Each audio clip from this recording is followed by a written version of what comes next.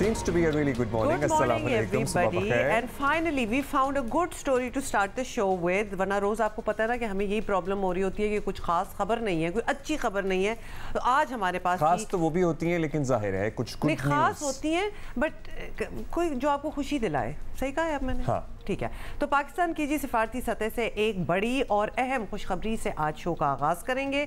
और पाकिस्तान और अमेरिका के दरमियान तिजारती मुआहिदा कामयाबी से तय पा गया है। It's a very big deal और इस मुआहिदे का मकसद दो तरफा तिजारत का फ़रोग, मंडी तक रसाई को बढ़ाना, सरमायाकारी को राग़िब करना और बाहमी दिलचस्पी के शोबों में ताउन को फ़रोग देना है। और इस मुआहिदे का ऐलान खुद अमरीकी सदर डोनाल्ड ट्रंप ने ट्रूथ सोशल पर अपनी पोस्ट के ज़रिए किया।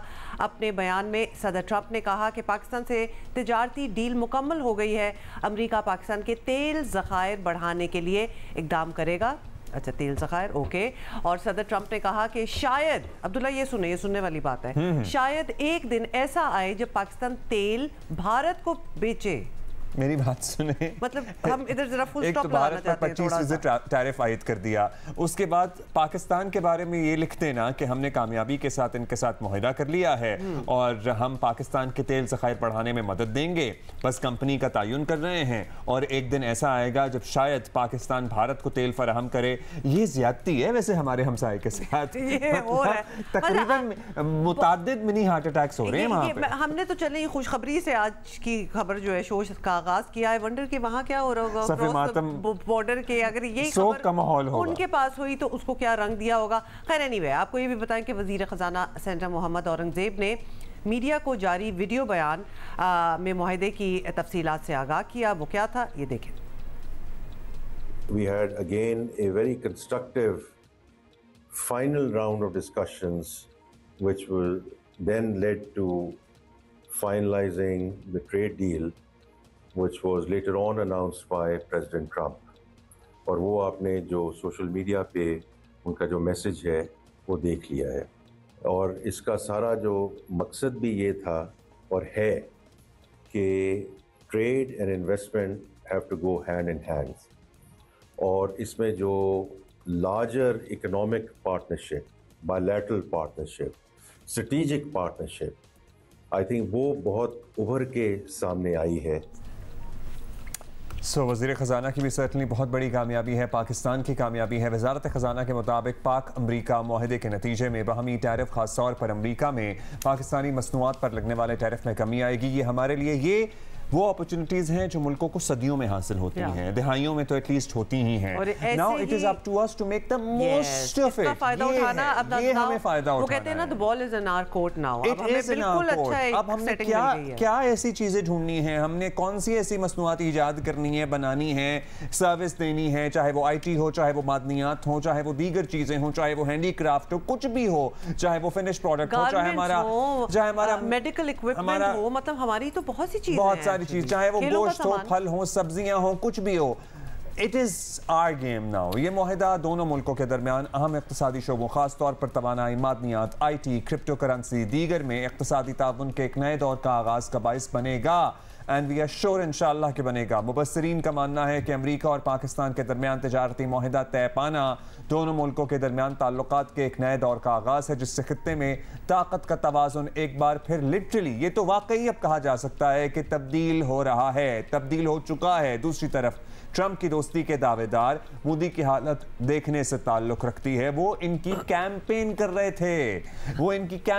रहे थे, जलसों में खड़े होकर नारे लगा रहे थे। और जिस तरह पता है, it is a series of unfortunate events for India now. हाँ, ये ना एक के बाद एक जो चीज है, it's not working out for them. वो जो भी कर ले, it's not working out for them. एक के बाद एक सुखी, एक के बाद एक शिकस्त। अच्छा, और उसमें जरूरी नहीं है कि हमने कुछ अपनी कोई मदद की हो कि उनके काम ना बने और बिगड़े। We have not done anything, we are only thinking about our own self. उनके बस काम जो है वो नहीं बन रहे। अमेरिका से जी भारत को ट्रेड डील क्या मिलनी थी, उल्टा सदर ट्रंप ने भारत पर माशी वार कर दिया है। और ना ना सिर्फ 25% टैरिफ आयद करने का ऐलान किया है बल्कि भारत की 7 कंपनीज पर पाबंदियां भी आयद कर दी हैं। ये बातें कुछ दिनों से हो रही थी लेकिन अब जी सामने आ गई है ये बात। और ये कंपनियां जो हैं ये ईरान से तेल की तिजारत में मुलव्वस पाई गई।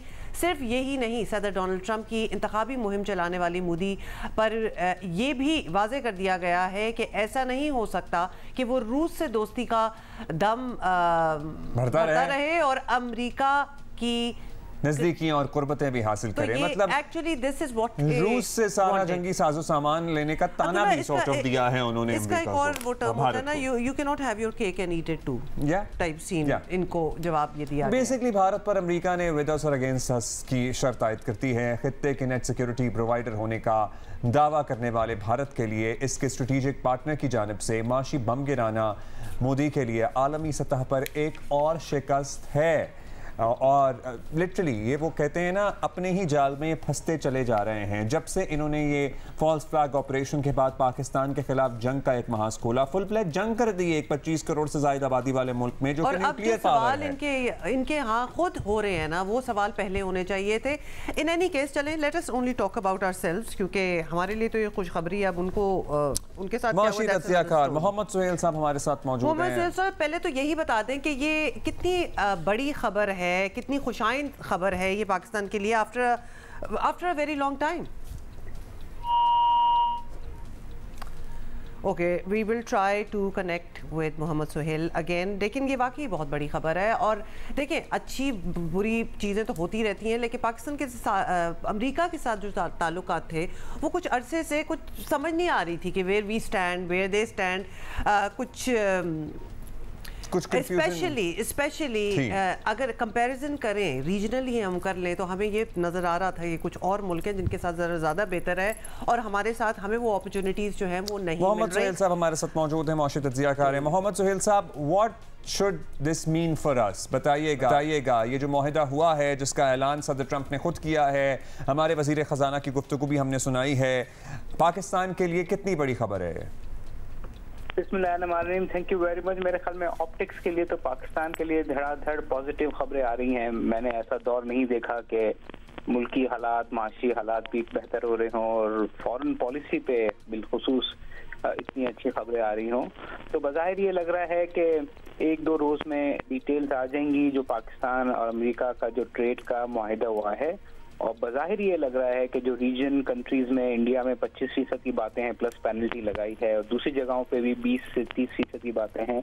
बज़ाहिर लग रहा है, हमारे पास डिटेल नहीं है, कि पाकिस्तान के लिए शायद कोई फेवरेबल डील हो। वजीर ख़जाना साहब कह चुके हैं कि हम कुछ इंपोर्ट जो दूसरे ममालिक से कर रहे थे वो अमेरिका से करेंगे, तो हो सकता है अमेरिका उसको कंपनसेट करने के लिए पाकिस्तानी एक्सपोर्ट्स पे कम टैरिफ लगाए, जो मुल्क की एक्सपोर्ट्स के लिए भी अच्छा है और सेंटिमेंट्स के लिए भी अच्छा है।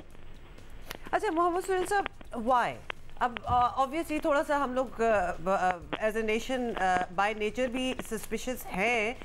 Why are we getting this deal from America? मतलब ये फेवरेबल डील आपने इसको कहा है, ऑप्टिक्स के लिए भी बहुत अच्छी है। इसमें what is in it for the US? What has led to this? Common sense के या तजुर्बे के हिसाब से मैं बता सकता हूँ। I am not an expert on foreign policy. अरे देखें, बिजनेस में भी क्या होता है कि जो 2 बड़े कंपेटिटर होते हैं ना, वो बज़ाहिर दोस्त होते हैं मगर एक्चुअली वो दुश्मन होते हैं। तो यहाँ भी जो इंडिया है एक बहुत बड़ी इकोनॉमी है ब्रिक्स में, और दूसरे जो ग्रुप्स हैं उसमें उसका बड़ा से है। तो अमेरिका बज़ाहिर यही चाहता है कि जो सारे उसके कंपेटिटर्स हैं उसको कमज़ोर किया जाए। तो वो कमज़ोर करने के लिए छोटों से वो शायद दोस्ती करना चाह रहा है, नंबर 1। नंबर 2, लेकिन पाकिस्तान में 15-20 साल से, बल्कि ज़्यादा साल से कोई इन्वेस्टमेंट ही नहीं हुई, और यहाँ बहुत एक्सप्लोरेशन की और मिनरल की और माइनिंग की और एग्रीकल्चर में बहुत अपॉर्चुनिटीज़ हैं। 1 डज़न से ज़्यादा ऑफशोर एक्सप्लोरेशन पाकिस्तान में हुई है, मगर समहाउ कोई तेल या गैस की एक्सप्लोर नहीं हुआ।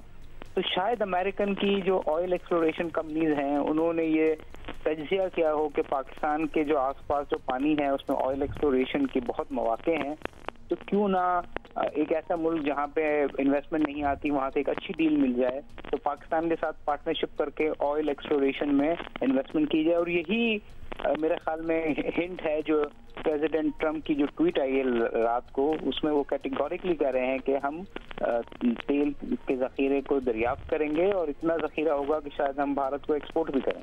जी, this can be a game changer certainly for us. मतलब हमारे जैसे कहते हैं ना, मुल्कों की तकदीर बदलने वाले काम हो जाएं अगर वाकई तेल निकल आया और उसके बाद हम उस सतह तक पहुंच जाएं।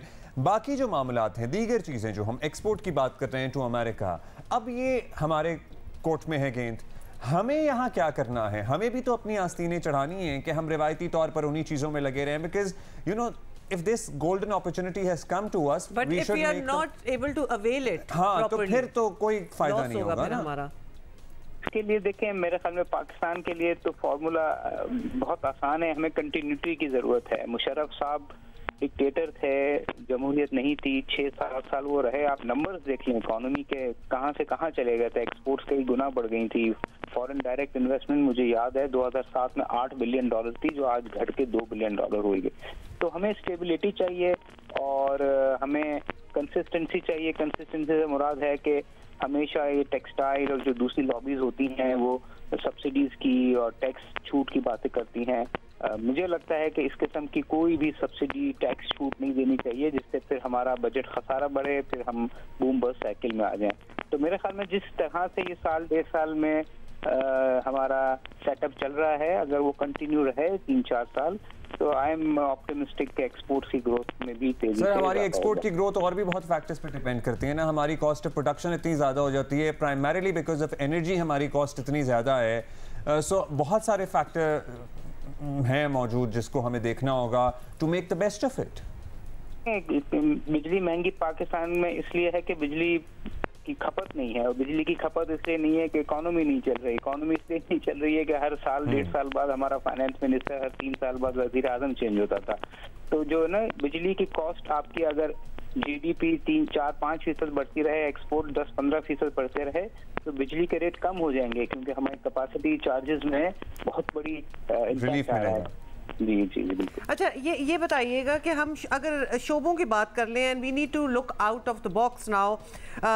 आईटी की बात हो रही है, क्रिप्टो करेंसी की बात हो रही है, मिनरल्स की बात हो रही है। Anything else that you could add to the list जो कि ज़्यादा लुक्रेटिव हो, बेनिफिशियल हो हमारे लिए?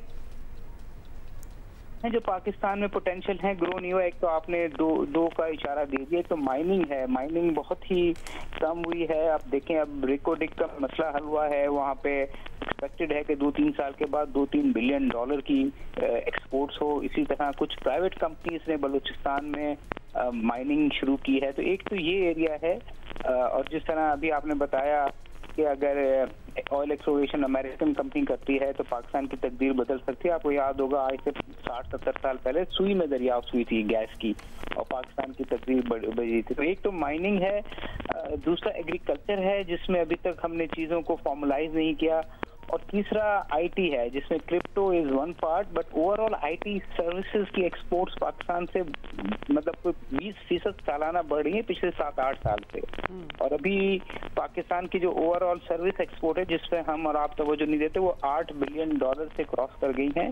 और आपको मैं छोटी सी एग्जांपल दूं कि कल जो है पाकिस्तान की एक सॉफ्टवेयर कंपनी ने ब्रिटिश अमेरिकन टोबैको के पाकिस्तान ऑपरेशन खरीदे हैं। तो ये एक एरिया है आईटी का जिसमें काफी पोटेंशियल है। इसके अलावा बहुत ज्यादा नॉन टेक्सटाइल और वो चीजें हैं जो पाकिस्तान एक्सपोर्ट नहीं कर सकता, जिसमें ज्वेलरी है, मीट एक्सपोर्ट है, फार्मास्यूटिकल एक्सपोर्ट्स हैं। ये सारी अभी $500 बिलियन के मार्क पे पहुंची हैं, और उसमें पोटेंशियल है कि अगर कंटिन्यूटी रही तो ये 3-4 साल में $500 बिलियन से $1 बिलियन हो जाए।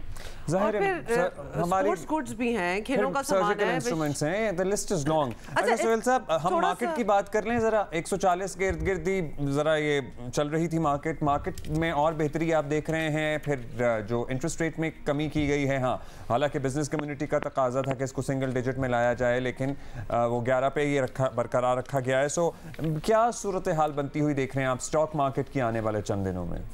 देखिए, मार्केट में तो पिछले जो 2-2.5 साल में जितनी तेजी आई है, मेरे ख्याल में ये तो once in a lifetime है। जेन जी के लिए तो ये पहली दफा है, हम जैसे लोगों के लिए जो 80s वाले हैं उनके लिए तो ये शायद दूसरी दफा है। एक मुशर्रफ साहब के जमाने में थी। तो स्टॉक मार्केट ने तो बहुत एक्सेप्शनल परफॉर्मेंस दी है। गोइंग फॉरवर्ड हालात अच्छे लग रहे हैं स्टॉक मार्केट के, मगर ऑब्वियसली इतने एबनॉर्मल रिटर्न्स नहीं होंगे, नॉर्मल रिटर्न्स होंगे, और मार्केट का ट्रेंड और आउटलुक बेहतर ही लग रहा है। और ये जो अमेरिकन कंपनीज की अगर इन्वेस्टमेंट वाकई आ जाती है और एग्जैक्टली कौन सी कंपनी किस कंपनी के साथ कहाँ पे एक्सप्लोरेशन करती है, तो वो एक सेंटिमेंट भी बूस्ट करेगा, फॉरेन डायरेक्ट इन्वेस्टमेंट भी आएगी। दूसरी तरफ मैं आपको बता दूं कि सेंटिमेंट्स पाकिस्तान के लिए इस तरह अच्छे हो रहे हैं कि पाकिस्तान के बॉन्ड जो बाहर ट्रेड होते हैं, जिसको हम यूरो बॉन्ड कहते हैं, उसकी यील्ड 7-8% हो गई है। अब ये जो एक पाकिस्तान में जो नॉर्मल हालात हुआ करते थे 2017 तक, ये उस लेवल पे पहुंच गई है, जो भी ये शो करता है कि जो फॉरेन इन्वेस्टर्स है जो पाकिस्तान का बॉन्ड खरीद रहा है, उसको भी पाकिस्तान की डेट रिपेमेंट पे और पाकिस्तान की इकोनॉमी पे काफी कॉन्फिडेंस आ गया है। और ये हमने देखा है खास तौर से इसलिए हुआ है कि 2 रेटिंग एजेंसीज ने पाकिस्तान की रेटिंग को बेहतर किया है। अच्छा, हमारे हक में ये बेहतर हो और जो बेनिफिट्स हों वो सस्टेनेबल हों, ये बहुत बड़ी बात है। ये ज़रूर बताइएगा कि थोड़ा सा कंपैरिजन हम इंडिया के साथ ज़रूर करना चाहते हैं। 25% टैरिफ आयत हो जाना and penalties, how can it if at all dent them a little bit, ये हम समझना चाहेंगे। And also divert whatever is going on there, जो उनकी चीज़ें लग रही हैं या प्लांट्स हैं या मैन्युफैक्चरिंग है, वो हमारे यहाँ क्या डाइवर्ट हो सकेगी इसके नतीजे में? अब देखिए, मैंने कहा ना, पाकिस्तान का हमें पता नहीं है कितना है, और इंडिया के मीडिया में भी खबरें ये हैं कि 25% शायद फाइनलाइज होने वाला है, हुआ नहीं है। तो अगर अज्यूम हम कर लें कि पाकिस्तान पे 20 है, भारत पे 25 है प्लस पेनल्टी है, तो आपको 5% तो मिनिमम एडवांटेज हो गया। मगर 5% का एडवांटेज ऐसा नहीं है कि इंडिया की एक्सपोर्ट खत्म हो जाएंगी और पाकिस्तान की डबल ट्रिपल हो जाएंगी। कुछ कंपेटिटिव एडवांटेज जरूर होगा, और कुछ कंपनीज जो हैं वो प्रोडक्ट्स बनाएंगी जो पहले नहीं बना रही थी, जो पहले भारत बना रहा था, वो जरूर होगा। मगर मेरा ख्याल यही है कि जो अगर इकोनॉमिक स्टेबिलिटी रहती है पाकिस्तान में, तो टैरिफ के बावजूद यहाँ पे इन्वेस्टमेंट आनी शुरू हो जाएगी। और हमने देखा है कि पिछले 5-6 साल में जो बीपीओ सर्विस है, जिसको हम आउटसोर्सिंग सर्विस कहते हैं, या वो चीज़ें जो इंडिया में बड़ी तेज़ी से तरक्की कर रही थी 10 साल पहले, वो काम पाकिस्तान बहुत तेज़ी से शुरू हो चुका है। तो overall I think economic stability, continuity से ज़्यादा बेनिफिट होंगे। यूएस टैरिफ से अगर हुआ तो थोड़ा बहुत टेक्सटाइल्स को खास तौर पे, और जो दूसरी प्रोडक्ट पाकिस्तान एक्सपोर्ट कर रहा है, उसके लिए 1-2 साल बहुत अच्छे होंगे। सर, आउटलुक ज़ाहिर है बहुत बेहतर है, पैदर पे अच्छी खबरें भी आ रही हैं, लेकिन आम आदमी की ज़िंदगी अभी भी टफ है। वहाँ ट्रिकल डाउन इफेक्ट की बात करते हैं ना हम, ये कब तक आएगा? मतलब क्या जब मज़ीद जॉब्स क्रिएट होंगी, मज़ीद इंडस्ट्री लगेगी, मज़ीद कारोबार होगा, उस वक्त का इंतज़ार करना होगा, या महंगाई में कुछ कमी होगी और आम आदमी को रिलीफ मिलेगा? इस अच्छी खबर के बावजूद आम आदमी से पूछा जाए तो उसको कोई बेहतरी नहीं नज़र आ रही। वो इस वक्त अभी भी इतना इनकरेज नहीं है।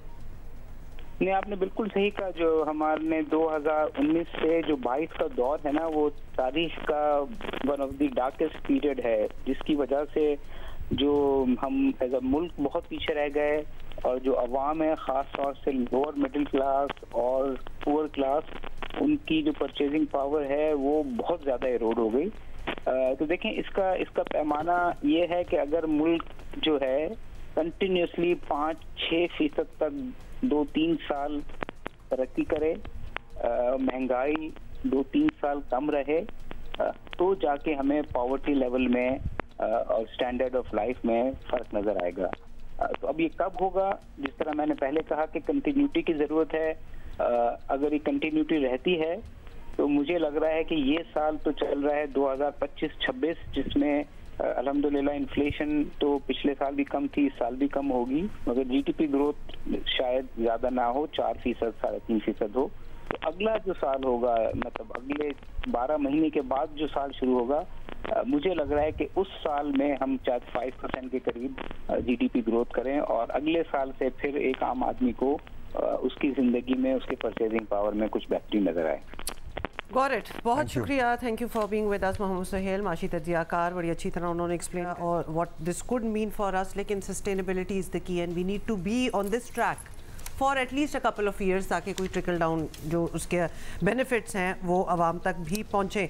अच्छा, दूसरी तरफ आलमी मंजरनामे में बहुत कुछ तब्दील हो रहा है। कनाडा ने भी फ़लस्तीन के हक़ में ऐलान कर दिया उनको तस्लीम करने का, जिस पे इसराइल अगेन बहुत सीखपा है, बहुत तकलीफ है। इससे पहले जब यूके ने किया था तब भी उनका बयान आया था, और एक ही बयान है जो वो ऐसा लग रहा है कॉपी पेस्ट किए चले जा रहे हैं, चाहे वो फ्रांस की बारी हो, चाहे यूके की बारी हो, चाहे वो कनाडा की बारी हो, लेकिन फिर भी उनका हाथ रोकने वाला कोई नहीं है। और अब ऐसा लगना भी स्टार्ट हो गया है, क्योंकि अगर इजराइल को इस किस्म की सुननी पड़ रही है, और आपको पता है कि फिर भारत और इजराइल तो वैसे ही are attached to the hip, by the hip जिसको कहा जाता है ना, तो वो आइसोलेशन है, बिल्कुल है, मतलब ऑब्वियसली, और वो कहते भी हैं और दुनिया को नजर भी आ रहा है, तो that might not be very beneficial for India at the end of the day. Pakistan और भारत की हालिया जंग ने खित्ते में बहुत कुछ बदल दिया है, और पाकिस्तान पर हमले के जवाब में मुंह की खाने पर भारत जो है वो आलमी तन्हाई की तरफ बढ़ रहा है, और दोनों ही ऐसा लग रहा है कि आलमी तन्हाई की तरफ बढ़ रहे हैं। ऐसा ही है। अच्छा, क्योंकि भारत में ये भी आवाजें उठी हैं कि सिवाय इजराइल के, जो खुद लोगों पर जुल्म सितम के पहाड़ तोड़ रहा है, जिसको लोग पूरी दुनिया अब अच्छी निगाह से नहीं देख रही है और उसके मौक़िफ़ को तस्लीम नहीं कर रही, रद्द कर रही है, सिवाय उनके कोई पाकिस्तान और भारत की जंग में भारत के साथ उस तरह बरमला उनकी सपोर्ट में नहीं खड़ा हुआ था। खुर्शीद महमूद कसूरी साहब हमारे साथ मौजूद हैं, साबिक़ वज़ीर ख़ारिजा हैं। इस बदलती सूरत हाल पर उनसे बात करते हैं। सर, शुक्रिया आपने वक्त दिया हमें, और ज़ाहिर है बड़ा अहम मामला है इस पहलगाम वाक़े के बाद जो कुछ हुआ, ज़ाहिर है कोई ढकी छुपी बात तो है नहीं है, और आलमी तन्हाई का शिकार ऐसा लग रहा है कि भारत अब इसराइल के साथ साथ हो रहा है। अमेरिका से ताल्लुकात उसके डामाडोल है, मोदी से एक बार, इस बार आपको क्या लगता है, what did not work for them, या क्या गलती हुई मोदी सरकार से या नरेंद्र मोदी से कि नौबत यहां तक आ पहुंची है ऑलरेडी? हिंदुस्तान ने हैरानकुन हद तक बेवकूफ़ी की, और हैरानी की बात यह है कि वो इतरा रहे थे। उनका टेलीविजन उस जमाने में कह रहा था, टेलीविजन की जितनी मैं बात इंडियन टेलीविजन की करूंगा, अगर आप पूछेंगे बताऊंगा, उससे जो अपना मजाक उड़ाया वो तो बात की बात है। कभी खुदा न खास्ता लाहौर तबाह हो रहा था, खाकम बदहन, कभी कराची को तबाह किया जा रहा था, तो ऐसी उन्होंने बेपर की चीजें उड़ाई कि उनका अपना जो है इतना बुरा रिकॉर्ड हो गया दुनिया में। लेकिन बात यह है कि उन्होंने ये जो कहा है ना कि हमने हमला कर दिया और कोई जवाब भी ना पेश किया।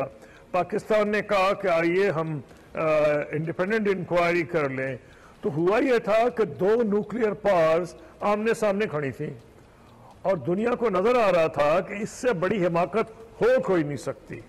और मोदी साहब इलेक्शन जीतने के लिए हर काम करने को तैयार थे। बिहार में इलेक्शन हो रहा है, उन्होंने ये बताना था कि हमने पाकिस्तान को एक ऐसा सबक सिखाया है, खुदा ना करे कि पाकिस्तान सबक सिखा सके, सबक तो वो सीख गए हैं, लेकिन उनका कहना यह था वोट जीतने के लिए कि वो पाकिस्तान को सबक सिखाएंगे। सबक उन्होंने ऐसा सिखाया कि 4 दिन में, मैं तो यहाँ तक कहूँगा कि मोदी, अल्लाह माफ करे मुझे ये कहने पे भी, कि पाकिस्तान के मोहसिन साबित हुए। उन्होंने कमाल कर दिया, वो कमाल कर दिया जो 20 साल से मुख्तलिफ हिंदुस्तान की हुकूमतें अमेरिका को बावर कराने की कोशिश कर रही थी और मगरब को, कि इस खित्ते में हम ही शाह ईरान के बाद पुलिसमैन बनने के काबिल, हम ही यहाँ का अमन रखेंगे, we are net providers of security, ये उनका दावा था। हिंदुस्तान ओपनली नेतन्याहू को सपोर्ट कर रहा था। ये सारी वो चीजें हैं कि मगरब में, यूरोप में, चीन इसलिए गुस्से में था कि हिंदुस्तान भाग भाग के अमेरिका को कहता था कि हम चीन के मुकाबले में हम तुम्हारे साथ हैं। इस्लामी दुनिया वैसे ही इनका जो बिहेवियर इनका देखा, और OIC इसमें ये जो अभी जंग हुई है जिसमें हमला किया है इन्होंने ईरान पे, लेकिन उससे पहले जो ये गजा में कर रहे थे इन्होंने लबनान में किया है, सारे इनसे नाला थे कि ओपन सपोर्टर अगर कोई था थर्ड वर्ल्ड में तो कह सकते हिंदुस्तान था इजराइल का। ये सारी चीजें इकट्ठी हुई हैं जिसके नतीजे में आप देख रहे हैं हिंदुस्तान की वो तन्हाई जो जिसका आप अभी तस्करा कर। बड़ा खूबसूरती से आपने बताया, एक्सप्लेन किया कि कौन कौन सी चीजें हैं जो इकट्ठी हुई हैं, क्लब हुई हैं, और ये प्लानिंग भी कर लेता तो इंडिया शायद ये ना कर पाता जिस खूबसूरती से ये काम पाकिस्तान की फेवर में एक्चुअली हो गया।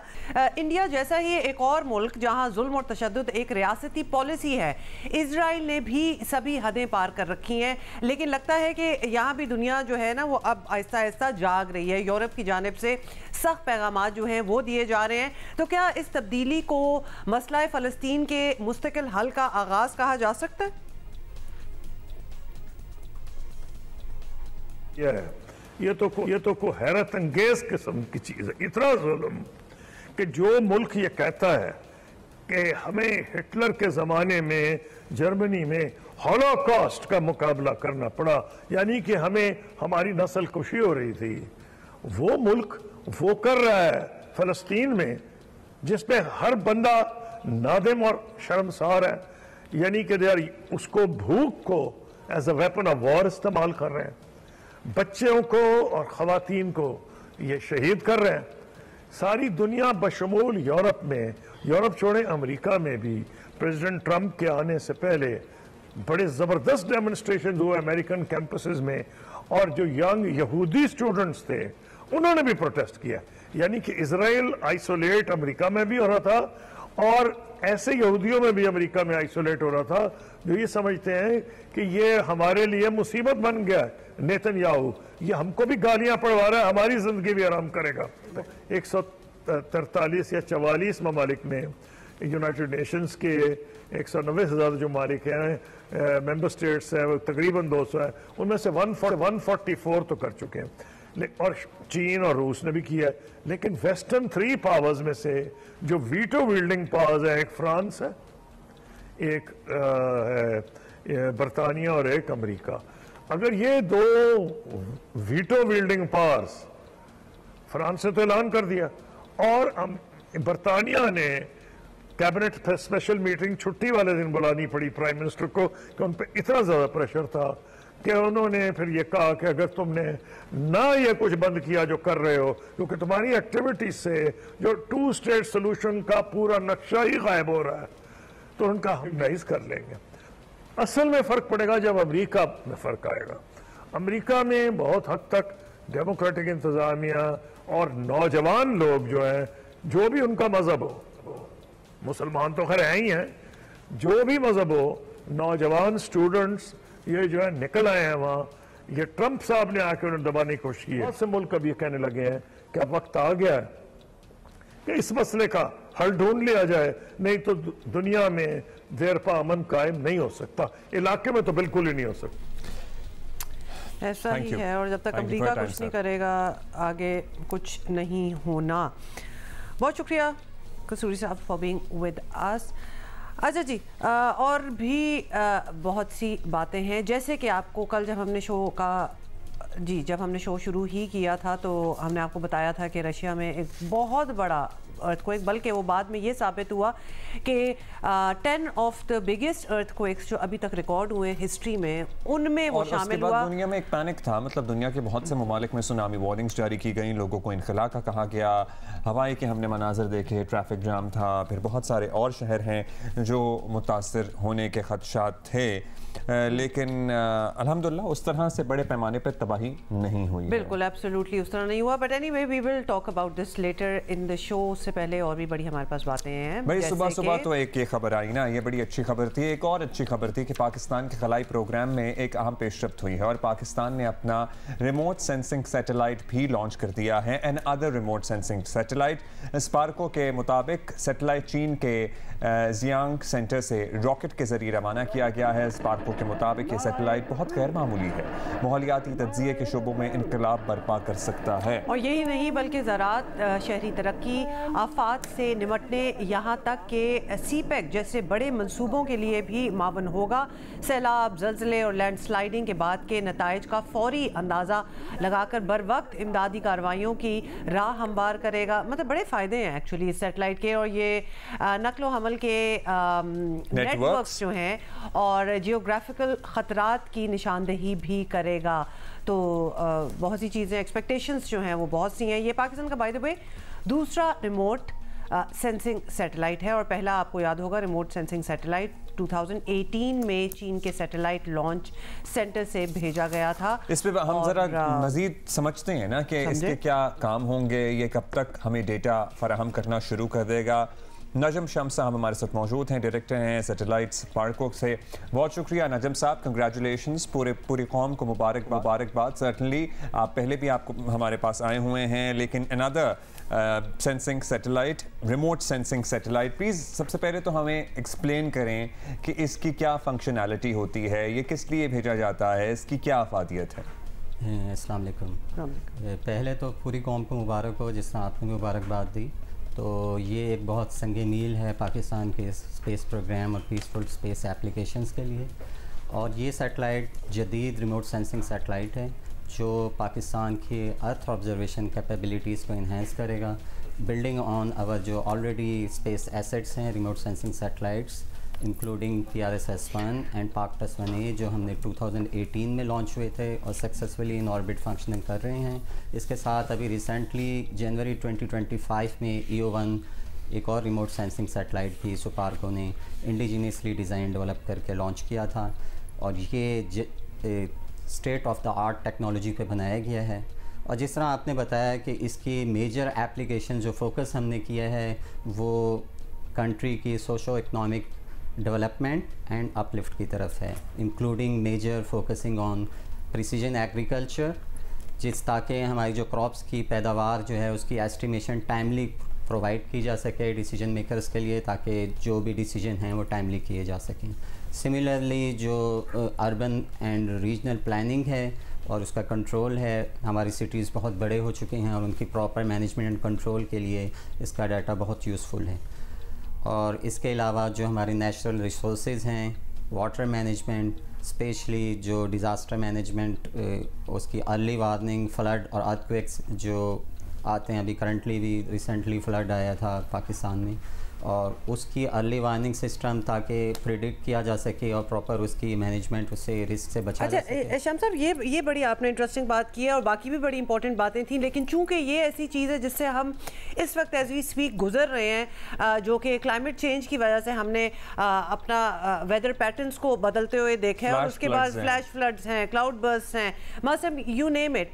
तो आपका कहने का मतलब है कि टू सम एक्सटेंड ये सब कुछ फोरकास्ट भी हो सकता है और उससे बेहतरी ऑब्वियसली प्रेपरेशन हो सकती है। जी, स्पेशली फ्लड्स के लिए तो क्योंकि आप ग्लेशियर्स की मॉनिटरिंग कर सकते हैं इस डाटा से कि किस तरह से उनकी मेल्टिंग प्रोसेस किस तरह से है, और सिमिलरली अर्थ की डिग्रेडेशन और वाटर फ्लो, क्योंकि वाटर आप वीकली बाई वीकली मैनेज करके डिफरेंट वाटर रिसोर्सेज का प्रॉपर प्रिडिक्ट करके मॉडलिंग करके, तो उससे आप प्रिडिक्ट कर सकते हैं कि कितना वाटर फ्लो किस एरिया में किस टाइम पे आएगा। तो उससे हम अर्ली वार्निंग करके एक तो नुकसान से बचा जा सकता है, इवन कि उससे हम प्रोटेक्शन भी कर सकते हैं।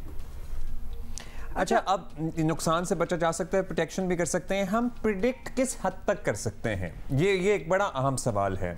फिर लोग एक्सपेक्ट करते हैं कि क्या हम इससे अर्थक्वेक प्रिडिक्ट कर सकते हैं, क्या हम इससे कोई थंडरस्टॉर्म्स वगैरह प्रिडिक्ट कर सकते हैं? वो तो हमारे पास और भी ज़राए हैं जिससे हमें वेदर डेटा मिलता है।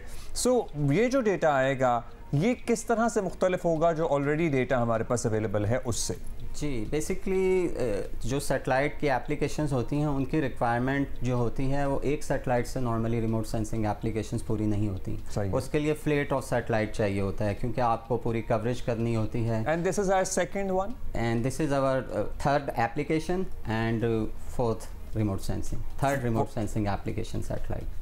तो फर्स्ट जो थी वो हमने क्या चाइना के साथ मिलके, वो हमें याद दिलाइएगा क्योंकि हम इसको सेकंड ही समझ रहे थे, लेकिन आप कह रहे हैं ये जी बेसिकली दो सैटेलाइट PRS-1 और PARCTUS-1A, ये दो रिमोट सेंसिंग सैटेलाइट हमने 2018 में लॉन्च की थी चाइना से।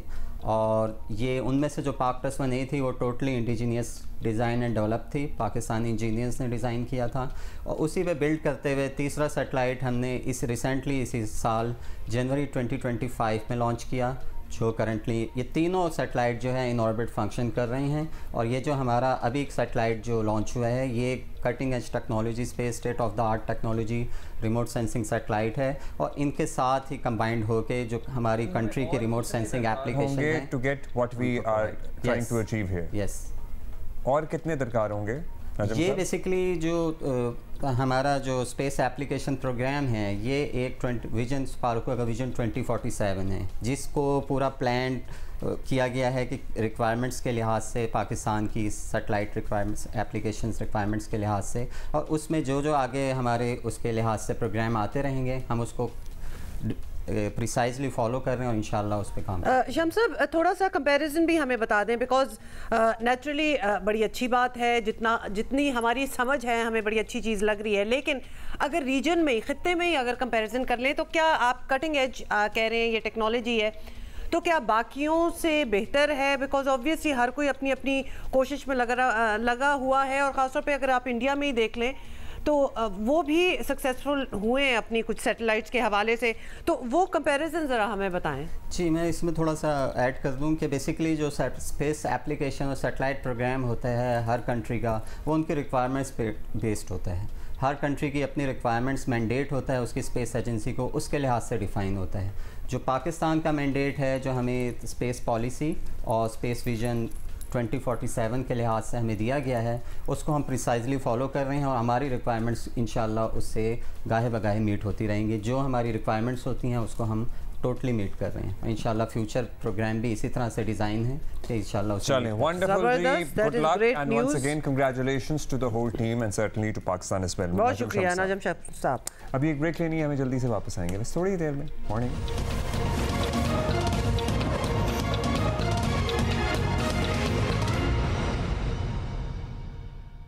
Welcome back. अच्छा जी, तुर्की पाकिस्तान का एक ऐसा दोस्त है जिसके साथ हमारे ताल्लुकात हमेशा से ही मिसाली रहे हैं, लेकिन जो पार्टनरशिप रजब तैयब अर्दवान के दौर में बनी है, ऐसा अरूज पहले कभी ना था।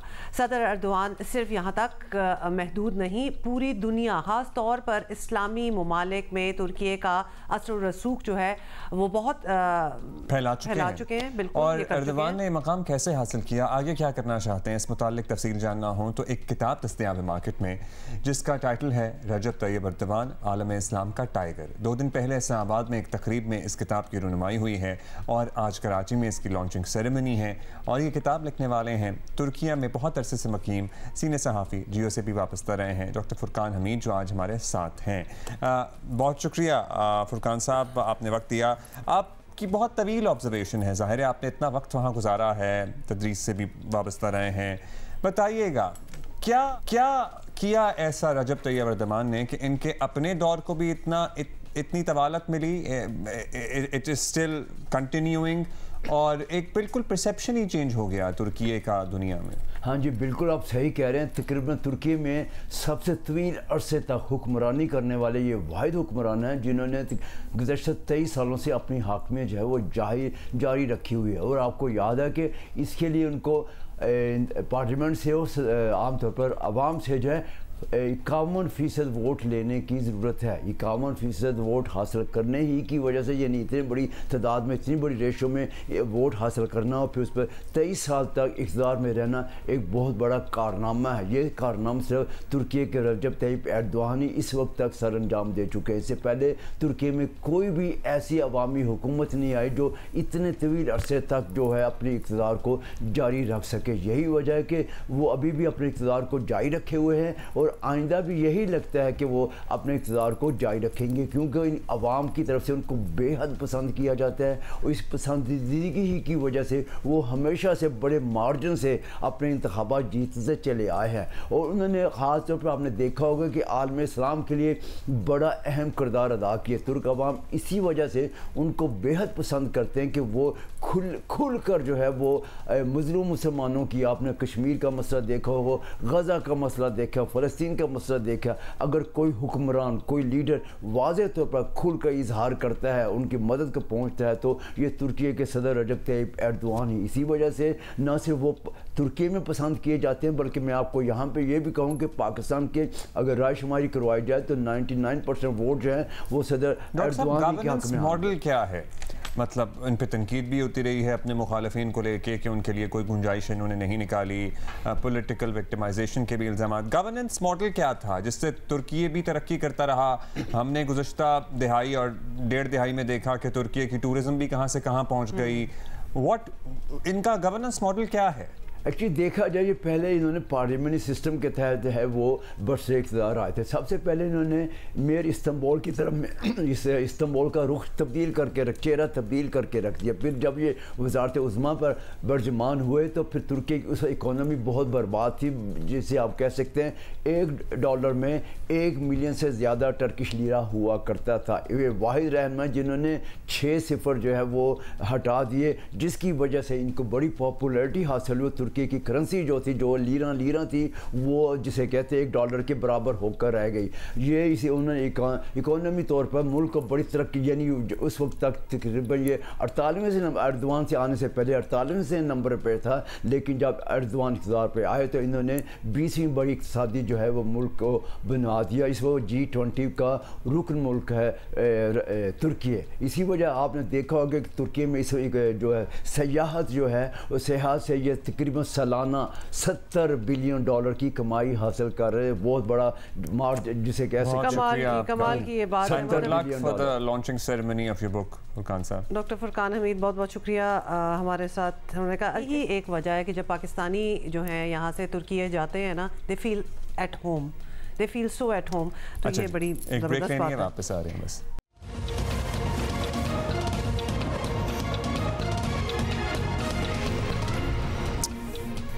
अस्सलामुअलैकुम, वेलकम बैक। क्या हाल है आप लोगों का? अच्छा जी, कुछ बातें रह गई हैं। पहले घंटे में तो हमने एग्जॉस्ट किया, we spoke about a lot of things, लेकिन मीडिया, सोशल मीडिया, हर बाशऊर पढ़ा लिखा तबका जो है वो निजी फलाही तंजीमें, सिविल सोसाइटी, हुकूमती इदारे, यहाँ तक के अदालतें, सियासी रहनुमा, सब गैरत के नाम पर कत्ल के वाक़यात के ख़िलाफ़ यक ज़ुबान है। और बहुत अरसे से ये कोई नई बात भी नहीं है, मगर अब ऐसा लग रहा है कि हर लिटरली ऐसा लग क्या रहा है, every day a new incident gets reported. ये नाम नेहात गैरतमंदों ने जो सिलसिला शुरू किया हुआ है ना, ज़ाहिर है इसको कहीं रोकना होगा। ऐसा लग रहा है कि कोई सुनने के लिए तैयार नहीं है। ये लोग कानून, आइन, मजहबी इख्तियार, इंसानी हमदर्दी, किसी चीज़ को खातिर में लाने के रवादार नहीं है। पीर को कराची में क्या हुआ, कराची के चाइना पोर्ट के करीब, हमने आपको पूरी तफसील इसकी पहले भी बताई थी। पसंद की शादी करने वाले मियाँ बीवी को गोलियां मारकर कत्ल कर दिया गया। उस जोड़े का ताल्लुक गुजरावाला से था। अब वो जो कपल बताया जा रहा था ना, जो एक दूसरे से शादी करना चाहता था, उसके बारे में ये डेवलपमेंट है कि वो लड़का मुसलमान हो गया था और उन्होंने शादी कर ली थी। और वो कोई बच्चे भी नहीं थे, 25 और 30 साल ये उम्रें थी उनकी। 28 या 30 या 25 या 30। कल एक और लग्ज़ाखेज़ वाक़या बलूचिस्तान के शहर मस्तोंग में पेश आया। ये तो अल्फाज नहीं है बयान करने के लिए कि भाइयों ने अपनी बहन और बहनोई को शादी के सालों बाद बुलाया और 7 साल बाद भी उनका गुस्सा ठंडा ना हुआ और उन्हें कत्ल कर दिया गया अपने बच्चों के, उनके बच्चों के सामने। मतलब 7 साल वो अपना गुस्सा पालते रहे। आप जरा गुस्से का आलम देखें, that you are feeding it. और फिर ये एक पूरी कम्युनिटीज होती हैं जो फीड करती हैं कि कभी हमारे हाथ लगे ना, और कभी का मतलब ये नहीं कि 2 महीने बाद या 6 महीने बाद, और हमेशा की वो स्टोरी है, सालों बाद भी लगे इंसान तो यही सोचता है ना कि हाँ जी गुस्सा ठंडा हो गया। अभी हमारा 3 साल का एक बच्चा है, इनका एक 3 साल का बच्चा है, 6 साल का, और ये खातून हमला थी। She was pregnant, she was expecting the 3rd child. और ये देखिए कि क्या हो रहा है। दावत के बहाने बुलाया, अच्छा, दावत के बहाने अपने घर बुलाया था कि आ जाओ अब तो मामला हल हो गया है, और कहा उन्हें और उनको लगा होगा, हाँ उनको लगा होगा कि अब तो क्या ही भाई है, गुस्सा ठंडा हो गया होगा। 27-28 साल की इनकी खुद उम्रें, बच्चे माशाल्लाह इनके 3-6 साल के, एक और बच्चा ऑन द वे, तो लगा होगा कि अब तो मान ही गए होंगे, भाइयों का दिल भी मोम हो गया होगा, क्योंकि भाई है ना आखिर। लेकिन नहीं, भाई नहीं, कसाई है। हाय, इसकी क्या आप आपको मज़ीद डिटेल बताएं? ऑल्दो हमारे पास काफ़ी डिटेल है। पंजगोर के मोहम्मद शोएब ने 7 साल पहले कोर्ट मैरिज की थी और कुछ अर्सा पहले शोएब का ससुराल से राजीनामा भी हो गया था। मकतूला के भाइयों ने दोनों मियाँ बीवी को दावत के बहाने कोयटा बुलाया। मियाँ बीवी रात को लखपास के करीब एक होटल में ठहरे और भाई वहाँ पहुँच गए और फिर दोनों को गोलियां मार के फरार हो गए। मतलब फरार क्यों हो? इतना ऑनरेबल काम किया, इतना आला कमाल का काम किया तो उधर ही बैठे रहो। मकतूल के भाई की मुद्दत में मकतूला के 5 भाइयों के खिलाफ कत्ल का मुकदमा दर्ज कर लिया गया। मतलब किस तरह इंतज़ार में बैठते हैं कि भाई आए किसी तरीके से। भाई क्या चीज़ होती है बहनों के लिए? 5 भाइयों जिसके उसको तो लगता है कि मेरे पास तो ज़िंदगी में कोई टेंशन, कोई मसला होना ही नहीं है क्योंकि मेरे 5 भाई हैं। लड़की के भाइयों ने बहाने से बुलाकर दोनों को कत्ल कर दिया। मकतूलीन के 6 और 3 साल के 2 बच्चे थे। कत्ल के वक्त खातून हामला थी। दूसरी तरफ गुजरावाला के रिहायशी जोड़े की कराची से लाशें मिलने का वाक़या भी हम आपको बता चुके हैं। मकतूला सना का भाई वक्कास कत्ल में मुलव्विस निकला है। उसने एतराफ़ जुर्म भी कर लिया है। पुलिस के मुताबिक वक्कास का रिश्तेदार आसिम और उसका दोस्त इमरान भी इसमें शामिल था। उसके साथ आसिम और इमरान मकतूला सना और साजिद के पीछे कराची गए और मकतूल साजिद के साथ इसका दोस्त एहतशाम भी कराची गया था। एहतशाम मुलजिम आसिम का भी दोस्त है। शुबा है कि एहतशाम के ज़रिए ही आसिम साजिद और सनत तक पहुँचा और कत्ल के बाद से एहतशाम गायब ही है। मुलजिम आसिम और इमरान की तलाश जारी है। कत्ल किए गए गुजरावाला के मियाँ बीवी का निकाहनामा भी अब इनका सामने आ गया है। पहले तो यही था ना कि ये शादी करना चाहते थे, इनका निकाह हो चुका था। साजिद मसीह ने 22 जुलाई को इस्लाम कबूल किया और उसी दिन फिर सना से इसने कोर्ट मैरिज कर ली। मतलब ऑब्वियसली कि ये खुदा रजा हो जाए बेशक इस बात से, लेकिन ये जो बाकी हैं वो नहीं होने वाले। और फिर तो देख ही लिया कि हमने आगे हुआ क्या। असद रजा साहब हमारे साथ मौजूद हैं, DIG साउथ हैं। बहुत शुक्रिया असद साहब। असद साहब, अब तफ्तीश में पेशरफ्त से मुताल्लिक कुछ हमारे पास डिटेल थी जो हमने शेयर की हैं, कुछ आप इन वाक़यात से मुताल्लिक बताइए और क्या पता लग सका और कैसे पहुँचे थे। सबसे पहले तो इनकी शनाख्त ही बताइएगा, फोरेंसिक्स के थ्रू हुई थी, फिंगरप्रिंट्स के ज़रिए हुई थी, कैसा हुआ था ये सारा मामला बढ़ा था आगे? जी, thank you very much for inviting me over.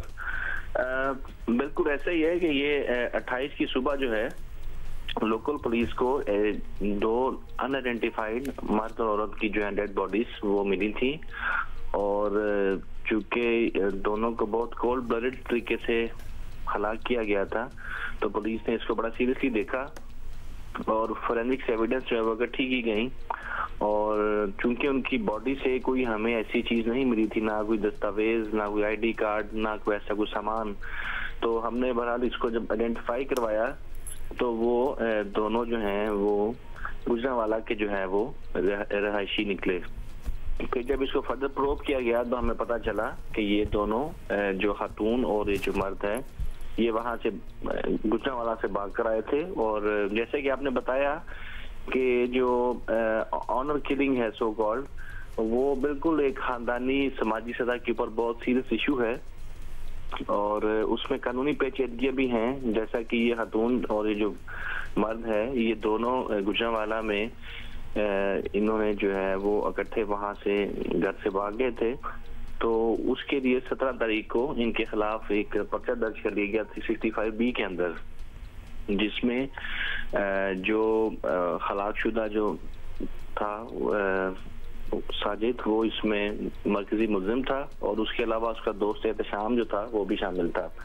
पर जब पुलिस ने इन्वेस्टिगेट किया, इसको बैक ट्रैक किया, तो दोनों मर्द और औरत और उसके अलावा एहतशाम ये पंजाब से जो है वो छुपते छुपाते फिर ये यहाँ पर आके कराची में अब्दुल्ला शाह गाजी के मज़ार पर पहुंचे। फिर वहां से इन्होंने अपने कुछ दोस्तों से रब्ता किया जो कि नुसरत भुट्टो कॉलोनी में रहाइश पजीर थे, जो कि उनके खानदानी फ्रेंड्स थे। तो वहां से उनको मज़ार से ला के उनको नुसरत भुट्टो कॉलोनी जो है जो कि वेस्ट जोन के अंदर है वहां पर उनको ठहराया गया। वहां पर उनके जो दोस्त हैं उनके पास से कुछ रहाइश पजीर रहे। इसी असना में जो इनके पीछे जो लोग थे जो जिन्होंने FI कटवाई थी गुजरांवाला में और उसके अलावा जो उनके फैमिली एंड फ्रेंड्स थे वो फिर उनका हमें क्या ने करीब से ही है कि ये वहां पर उनको परसू करते हुए पीछे आए हैं और उन्होंने आके यहाँ पर जो लगता है कि असद रजा साहब ये परसू करना मतलब फिर कराची तक पहुंच जाना, ढूंढ भी लेना उनको और फिर मार भी देना, बीच में कोई और भी इनसाइड खबर मिली होगी परहैप्स जिन्होंने इनको पनाह दी जहाँ जिस कॉलोनी में ये रह रहे थे वहाँ से किसी ने मुखबरी की, किसी ने बताया, वरना कितना आसान है किसी को ढूंढ लेना कराची जैसे शहर में।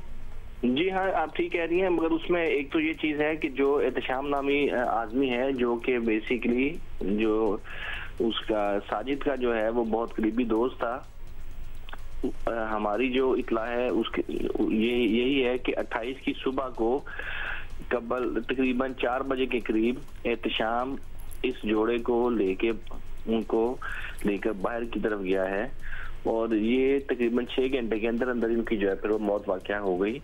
तो इससे और एहतशाम का उसके बाद फौरन गायब हो जाना और अभी तक अपने खानदान में या किसी के साथ किसी से मुलाकात ना कर पाना ये शो करता है कि एहतशाम जो है वो कहीं ना कहीं इस चीज में मुलव्वस है और हमारी तमाम जो तवज्जो है इस वक्त वो इसी के ऊपर है कि एहतशाम जो है उसको किसी तरह से ढूंढा जाए ताकि वो ही इस पजल को बेहतर तरीके से हल कर सकता है। असद साहब, उसके अलावा पहले लड़के के घर वाले भी डरे सहमे थे, वो गायब थे, अब फिर पता लगा था मंजर आम पर आ गए हैं। मुकदमा कहाँ दर्ज हुआ है, किसकी मुद्दत में दर्ज हुआ है? ये इंटर प्रोविंशियल मामला भी है, सो इसलिए भी इसमें कानूनी पेचीदगियाँ बहुत ज़्यादा हैं। ये हमें ज़रा बता सकते हैं? पहले था कि जी अगर वो लड़के के घर वाले ना मंजर आम पर आए और ना उन्होंने परसू किया तो सरकार अपनी मुद्दत में मुकदमा दर्ज करेगी, क्योंकि बेसिकली 2 सूबों का मामला है। तो आप और ये निकाह भी जो हुआ है, ये निकाह कराची में हुआ इनका या गुजरावाला से निकाह करके आए थे? ये नहीं जी, ये जो निकाह है वो जैसे मैं बता रहा हूँ कि 17 को पर्चा हुआ और ये लोग फिर कराची आ गए 19 तारीख को। उसके बाद निकाह जो है वो पहले तो साजिद जो है उसने वो मुसलमान हुआ और फिर उससे 2 दिन बाद उसने कराची सिटी कोर्ट जो है यहाँ पर जस्टिस ऑफ पीस के सामने जो है वो निकाह कर दिया, उनके साथ अपनी जो सना उसके साथ निकाह कर दिया और वो शादीशुदा हो गए दोनों।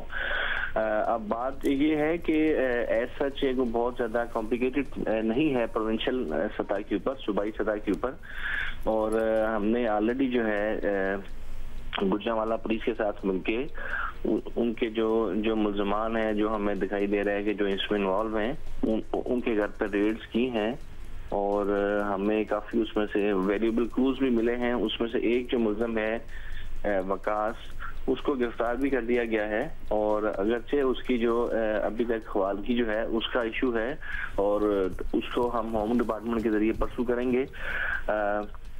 मगर दिखाई यही देता है कि जब दोनों की वो दोनों जो अफराद हैं मर्द और औरत वहां से भागकर आए और जहां पर आके उन्होंने पनाह ली तो दोनों की फैमिलियां जो हैं वो आहिस्ता आहिस्ता कराची पहुंच गई और उनकी आपस में कुछ नेगोशिएशंस भी होना शुरू हो गई कि हम किस तरह से इसको करें।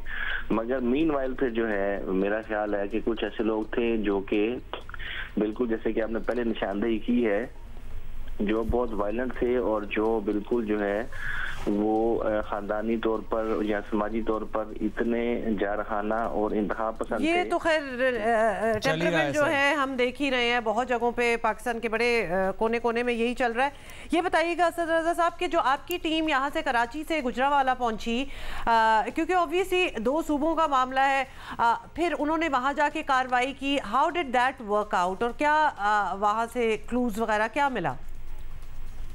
जी, जैसा कि मैं बता चुका हूँ कि जब पुलिस ने पहले इस केस को डिस्कवर किया तो उनके जो खानदान के लोग हैं वो कोई भी फोर्थ कमिंग नहीं था, ना औरत का ना मर्द का।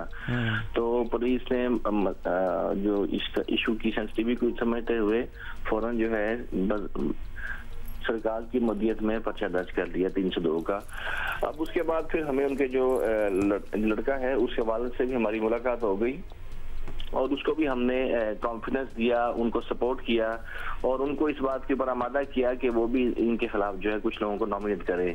तो हमें इसमें कामयाबी हुई है और उसमें सप्लीमेंट्री स्टेटमेंट के अंदर जो लड़की के रिश्तेदार हैं उनको नॉमिनेट कर दिया गया है और उसी की बेसिस के ऊपर जो है फिर सिंध पुलिस ने पंजाब पुलिस से रब्ता किया और हमारी टीम फिलफोर जो है वहां पर गुजरांवाला में पहुंची और जो लड़की के घर वाले हैं वहां पर और उसके जो साथी हैं उनके घरों के ऊपर रेड्स की गई हैं पंजाब पुलिस के साथ मिलकर और कुछ अफराद को हिरासत में लिया गया है और मजीद तफ्तीश जारी है।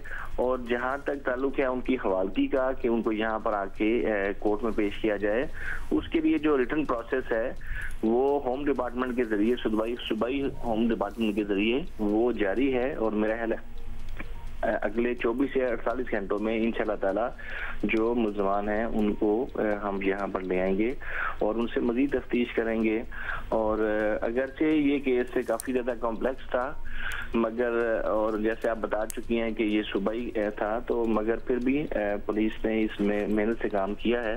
जी बिल्कुल किया है और उसका ज़ाहिर रिजल्ट भी हम देख रहे हैं। गुड लक जो बाकी प्रोसीडिंग्स हैं उसके लिए बहुत शुक्रिया असद रजा साहब आपका। अच्छा, अब बलूचिस्तान मस्तूंग में जो है उस पे भी हमने बात करनी है और हमें ज्वाइन किया शाहिद रिंद साहब ने, तर्जुमान हुकूमत बलूचिस्तान है। रिंद साहब, मस्तूंग में मुबैना तौर पर भाइयों ने अपनी बहन और बहनोई को कत्ल कर दिया है और बज़ाहिर ये ऑब्वियसली गैरत के नाम पर कत्ल का ही एक केस लग रहा है और डेफिनेटली एक्चुअली है भी। हुकाम क्या बता रहे हैं, क्या कार्रवाई हो सकी है अब तक, क्या इन्फॉर्मेशन है आपके पास?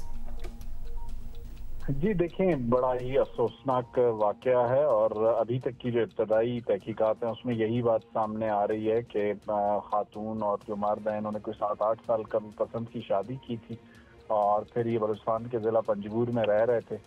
कुछ अरसा कबल इस फैमिली के दरमियान कोई राजीनामा हुआ और फिर लड़की के जो भाई हैं, खातून के जो भाई हैं, उन्होंने मदऊ किया था किसी दावत पे अपनी बहन को और बहनोई को, और वो जैसे ही मस्तूम की हुदूद में पहुंचे हैं तो फिर उन पर हमला करके उन्हें कत्ल किया गया। बज़ाहिर जो शवाहिद हैं वो इसी किस्म के हैं। ये किस तरह अपनी हुदूद में पहुंचे और होटल में पहुंचकर कत्ल कर दिया। सर, इससे पहले भी जिरगे वाला मामला आया था, वीडियो तक उसकी मौजूद थी, वज़ीर आला ने खुद ऐलान भी किया था कि किसी को नहीं छोड़ेंगे। मतलब वो केस कहाँ तक पहुंचा? एग्जाम्पल्स भी तो सेट होनी चाहिए ना, ताकि शायद आगे कुछ रुक सके। देखें, वो केस इस वक्त इन्वेस्टिगेशन स्टेज पर है और उसमें जो मरकजी मुलज़िम है उसकी गिरफ्तारी के लिए पुलिस कार्रवाई कर रही है, छापे मारे जा रहे हैं। और चाहे वो वाकया हो या ये वाकया हो, दोनों पे सूबाई हुकूमत का मौक़िफ़ बहुत वाज़ेह है कि गैरत के नाम पर, जिरगे के नाम पर, कबाइलियत के नाम पर किसी को भी आइन और कानून की मौजूदगी में किसी भी शख्स को कत्ल करने की इजाज़त नहीं दी जा सकती। चाहे वो मामला हो या ये दूसरा वाकया हो, दोनों में कानून अपना रास्ता इख्तियार करेगा और रियासत हमेशा मजलूम के साथ खड़ी होगी। हाँ सर, लेकिन होता ये है कि जब ये वाक़यात हो चुके होते हैं उसके बाद इस पर बात होती है, और जिस तरह हम पहले कह रहे थे कि जब तक कोई एग्जाम्पल्स नहीं सेट होंगे, कोई सज़ाएं नहीं होंगी और हर केस में सज़ा नहीं होगी, ये रुकने वाले नहीं हैं। क्योंकि अफसोसनाक बात है तो सही, बहरहाल हकीकत है कि ऐसे वाक़यात सिर्फ बलूचिस्तान में ही नहीं, और हम अभी बात भी कर रहे थे कि पूरे मुल्क में हो रहे हैं, और लगता यही है कि माशरे को ये सब कबूल है। तो अब माशरे की सोच बदलना है तो इसके लिए कुछ ना कुछ तो करना होगा। क्या हो सकता है रिन साहब, हुकूमत क्या कर सकती है? देखें, हालिया जो वाकया हुआ है उस पर चीफ मिनिस्टर बलूचिस्तान सरफराज भुट्टी ने बहुत न सिर्फ वाज़ेह मौक़िफ़ इख्तियार किया, बल्कि उन्होंने बहुत सी सियासी जमातों से इस पर गुफ्तशनीद भी किया कि जो सियासी जमातों का किरदार है, जो सिविल सोसाइटी का किरदार है, और इसमें जो कानून साजी करने की ज़रूरत होगी वो ज़रूर की जाएगी। लेकिन इस तरह के मामलात में आप जब तक कोई इत्तफ़ाक़ राय नहीं पैदा कर लेते तो उजलत में कोई ऐसी कानून साजी जिसे बाद में मुतनाज़ा बना दिया जाए, उससे बेहतर ये है कि इस पर एक पॉलिटिकल ब्रेनस्टॉर्मिंग करने की ज़रूरत है, जिस पर काम की इब्तिदा वज़ीर आला बलूचिस्तान सरफराज भुट्टी कर चुके हैं। बहुत शुक्रिया रिन साहब, लेकिन सबसे बड़ी बात है कि प्रायोरिटी की भी ज़रूरत है, क्योंकि ये कोई नया फिनोमेना भी नहीं है कि जी अभी 2-4 केसेस हुए और हमें तो पता ही नहीं है ये क्या है। ये तो कब से हो रहा है, होता चला जा रहा है। मतलब सेंचुरी बदल रही हैं, हम आगे चले गए हैं, दुनिया आगे जा रही है, but this is still happening. और हमें ये लगता है कि जब तक सजाएं नहीं होंगी, प्रूव नहीं किया जाएगा कि दिस इज नॉट एक्सेप्टेबल, पता है क्या, ये होता रहेगा। आप कभी गुस्से में, मतलब शदीद गुस्से में हो ना, तो कहते हैं कि आप लाहौल पड़ें, आप बैठ जाएं, ठंडा पानी पिएं, और उसके बाद नेचुरली आपकी एक इंसानी फितरत है ना कि आपकी महसूस करते हैं मतलब अगर 5 भाई 7 साल बाद अपनी बहन और बहनोई को मार रहे हैं, ठंडा पानी पीना, उनको तो डुबकियां एक कुएं में छलांग मारनी चाहिए। इंसानी फितरत है ना कि गुस्सा ठंडा हो जाता है वक्त के साथ। वक्त बड़ा नहीं, ये बहुत बड़ा हीलर होता है, किया जाता है। लेकिन ये कौन सा गुस्सा है, ये कौन सी आग है जो हर रोज भड़काई जाती है, हाँ। जो हर रोज भड़काई जाती है, फ्लेयर अप किया जाता है कि ये आग बुझ ही नहीं रही, ये गुस्सा ठंडा ही नहीं हो रहा। अदरवाइज ये इंसानी फितरत है कि आप किसी मोमेंट में बहुत शदीद गुस्से में होंगे, और माशरे में ऐसे अनासिर होते हैं जो ट्रिगर करते हैं, और एक घंटे बाद आप जलते रहो इस चीज में। इसीलिए कहा जाता है कि जब गुस्सा आया होता है तो आपको रिएक्ट नहीं करना चाहिए, क्योंकि आप उस वक्त रैशनली नहीं सोच रहे होते हैं। लेकिन यहाँ ये गुस्सा 7 साल से चल रहा है। एग्जैक्टली, उस वक्त तो उन्होंने रिएक्ट नहीं किया होगा ना, लेकिन 7 साल छुप गए होंगे, चीज पे बैठे रहे।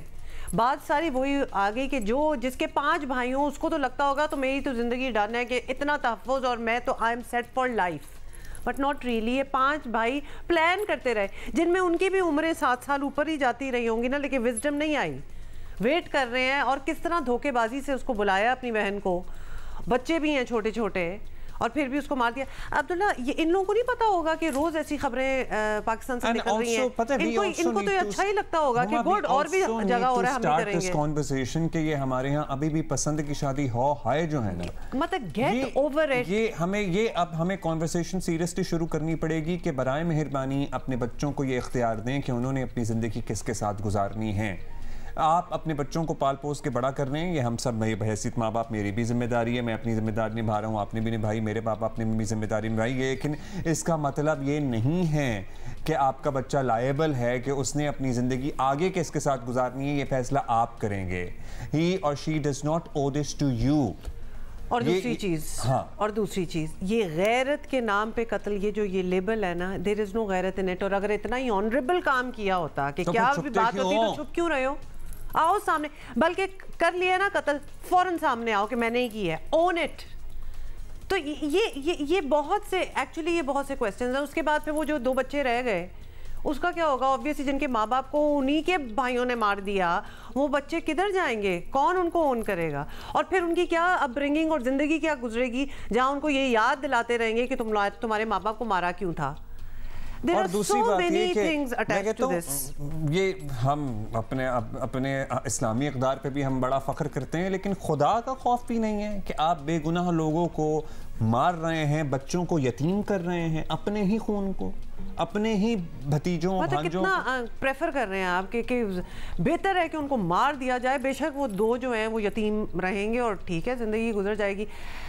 बेसिकली बात यह है कि जब तक सजाएं नहीं होंगी कुछ नहीं होगा, क्योंकि हम तो हर हफ्ते 2-3 केसेस तो आपको मुझे लगता है सजाएं होंगी तब भी, मतलब ये माशरे क्योंकि ये इतना ऑनरेबल इन्होंने चीज सजाएं और नॉट सजाएं, ये इसका ताल्लुक चलें किसी हद तक होगा कि डिटर्रेंस क्रिएट होगी। ये 5 भाइयों को तो लाइन में खड़ा करें, ओवरऑल करने की जरूरत है। ये हमें स्कूल की सतह से, मदरसे की सतह से ये एजुकेशन देने की जरूरत है, ये बताने की जरूरत है, ये डिस्कशंस हमें इन फोरम्स पे और करने की जरूरत है कि it is okay for 2 people to like each other, to fall in love with each other. 2 लोगों के लिए ये नॉर्मल बात है, ये जज्बा इंसानी फितरत में शामिल है कि इनको मोहब्बत हो सकती है, कोई पसंद आ सकता है और वो शादी की ख्वाहिश कर सकें, ये नॉर्मल बात है। प्लीज इसमें से हो हाय निकाल दें। अच्छा, you know we need a break, we could actually go on for the next 2 hours on this, लेकिन जो समझेंगे वो समझेंगे और जिन्होंने नहीं समझना ना वो नहीं समझेंगे, चाहे कुछ भी कर लो। हम ब्रेक ले रहे हैं।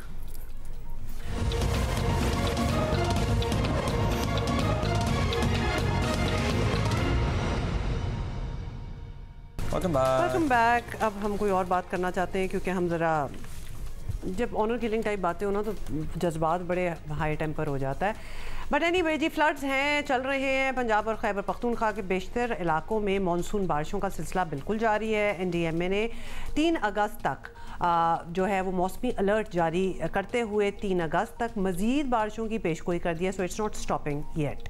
साथ ही मुख्तलिफ इलाकों में शहरी सैलाब, नदी नालों में तुग़यानी का खदशा भी ज़ाहिर कर रहे हैं। इस्लामाबाद, रावलपिंडी, गुजरांवाला, लाहौर, सियालकोट, खुशाब और नारोवाल में अर्बन फ्लडिंग के खदशात बदस्तूर मौजूद हैं। चित्राल, दीर सवाद, कालाम, मानसेरा, पटकराम समेत कई इलाकों में बारिश मुतवक्के है और गिलगित बल्तिस्तान में भी ग्लेशियाई जो झीलें होती हैं ना, वो फटने से मुमकिन सैलाब का खतरा है। हुक्काम से कहा गया है कि सूरत हाल को जहन में रखते हुए तमाम मुमकिन हिफाजती इक़दामात कर लें। सो ये है सूरत हाल। हम मुख्तलिफ इलाकों से मालूमात लेंगे और सबसे पहले हम चलेंगे मुजफ्फराबाद। आरिफ उर्फी हमारा इंतजार कर रहे हैं। जी आरिफ। जी, मुजफ्फराबाद जाएंगे आरिफ के पास। अजला में चंद आज़ाद कश्मीर के बालाई अजला में चंद रोज़ तक बाद बारां का सिलसिला जारी रहने के बाद थम गया है। इस वक्त दारुल हुकूमत मुजफ्फराबाद में मसला जज़वी तौर पर अबर आलूद है, जबकि बालाई इलाकों में जिसमें बालाई वादी, नीलम वादी, गुरेज वादी, लिपा के इलाके शामिल हैं, वहाँ कहीं जज़वी तौर पर मसला अबर आलूद है और कहीं गहरे बादल छाए हुए हैं। और महकमा मौसमियात का ये कहना है कि आज रात से कल सुबह तक कहीं कहीं हल्की और कहीं तेज़ बारिश का इम्कान मौजूद है। दरियाओं की जो सूरत हाल है वो भी मामूल के मुताबिक है। आज़ाद कश्मीर को पाकिस्तान से मिलाने वाली जितनी सड़कें हैं तमाम खुली हैं। इसी तरह जो आज़ाद कश्मीर की बैनुल अज़लाई जितनी सड़कें हैं वो भी खुली हैं। और जो राब्ता सड़कें मुख्तलिफ छोटे इलाकों को मिलाने वाली, वहाँ पे जहाँ कभी भट्टी के तोदे गिरे थे हालिया इस बारिश में, तो उनको हटा के रस्तों को जो है वो बहाल किया जा रहा है। महकमा मौसमियात का ये कहना है कि 2 से 3 रोज़ का वक्फे के बाद एक मरतबा फिर इस इलाके में बारिश का सिलसिला हो सकता है, लेकिन बारिश की शिद्दत जो है वो निस्बतन बहुत कम होगी। सैलाब जिन इलाकों में आया था या फ्लश फ्लड जिन इलाकों में आया था वहाँ पे ज़िंदगी मामूल के मुताबिक आ चुकी है, और जहाँ जहाँ पे लोगों को मुख्तलिफ घरों में ठहराया गया था नकल मकानी की वजह से, वो लोग दोबारा अपने घरों में वापस हो रहे हैं। और जहाँ कहीं मट्टी या मलबा जो है वो घरों में आ गया था या कहीं पानी आ गया था तो वो भी ड्रेन आउट हो चुका है और लोग अभी ज़िंदगी जो है वो दोबारा मामूल के मुताबिक आ रही है। बहुत शुक्रिया आरिफ। एक तो जब आपसे हम बात करते हैं तो पीछे जो व्यू होता है ना, दैट रियली इज़ अमेजिंग, तो वो देख के बड़ी खुशी होती है। आज़ाद कश्मीर में ही हम जाएंगे एक और जगह, हाँ, नीलम वैली, और ख्वाजा फयाज हुसैन है हमारे साथ वहाँ से मौजूद। वादी नीलम में आज दूसरे रोज भी बलाई इलाकों में तेज हल्की बारिश का सिलसिला वक्फे से जारी है।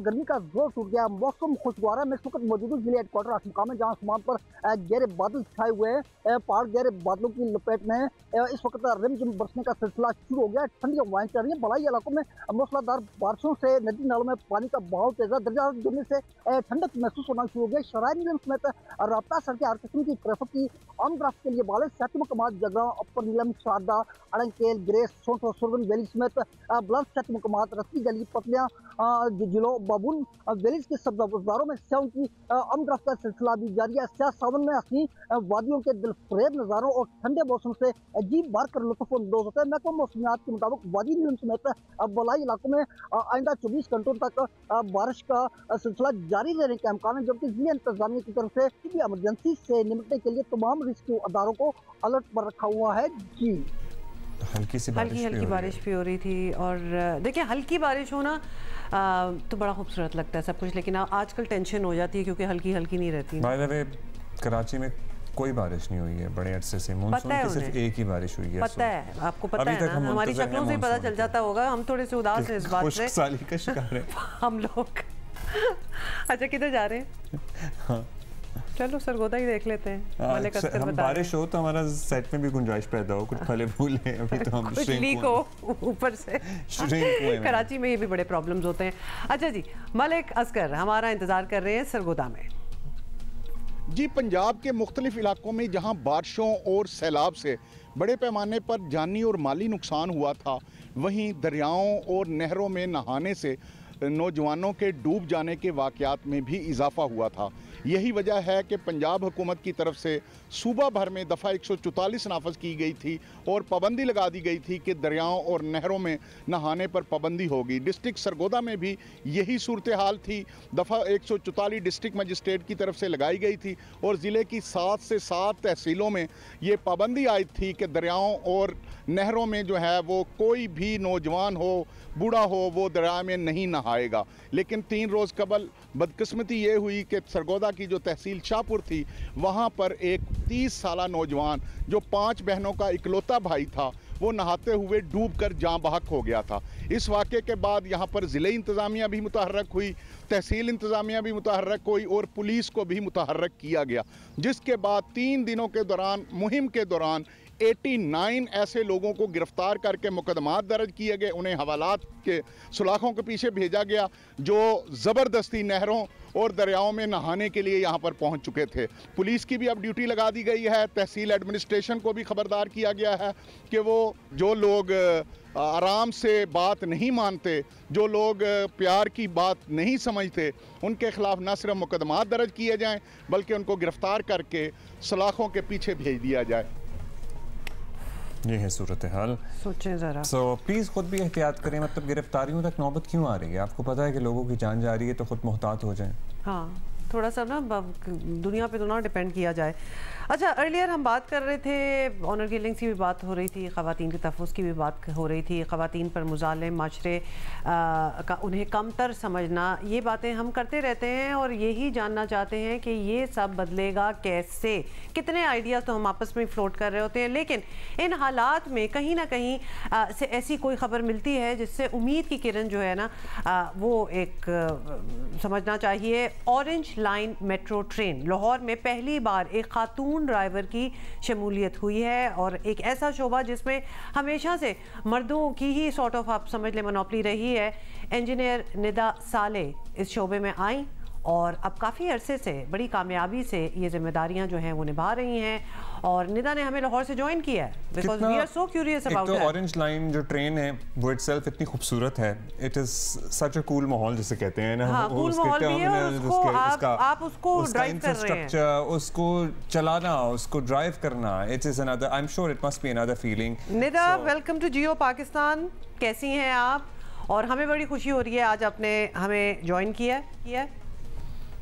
जी थैंक यू सो मच, मुझे बहुत ज़्यादा खुशी हो रही है कि जियो पाकिस्तान ने मुझे इनवाइट किया है। Thank you so much for inviting मी। ज़बरदस्त। निदा, बहुत कुछ जानना चाहते हैं। सबसे पहले तो क्या ख्वाब था आपका ये कि मैं ट्रेन चलाऊंगी, क्योंकि लोगों के होते हैं पायलट बनने का ख्वाब, जहाज़ चलाने का, ट्रेन चलाने का, किस तरह इस तरफ आप आई?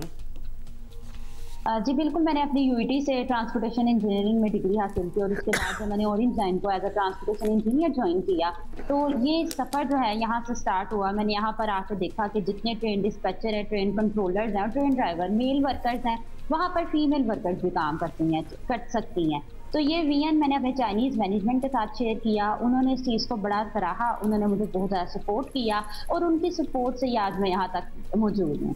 अच्छा, इंजीनियरिंग ज़ाहिर है हमारे वालिदैन का ख्वाब होता है या तो बच्चा डॉक्टर बन जाए या इंजीनियर बन जाए। सो आपने इंजीनियरिंग से इस तरफ डाइवर्ट किया, तो उस पर आपका फैमिली का रिएक्शन क्या था? वर दे ओके विद इट या फिर कह रहे थे कि भाई तुम अच्छा खासा इंजीनियर बन गई हो, डिग्री लिए यूईटी से तुमने, अब तुम किस तरफ जा रही हो?